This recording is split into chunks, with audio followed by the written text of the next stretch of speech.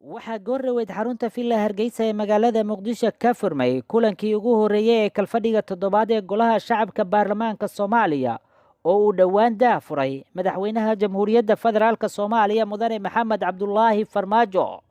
kulankan oo uu shir guddoominaya guddoomiyaha golaha shacabka mudane maxamed mursal sheekh cabdiraxmaan islamarkaana ay goobjoog ka ahaayeen 156 xildhibaan oo ka tirsan mudanayaasha aqalka hoose ee baarlamaanka ayaa waxaa ajendayaasha horyaalla ka mid ah akhrinta koowaad ee hindisaha dib u eegista iyo kabista sharciga axsaabta soomaaliyeed,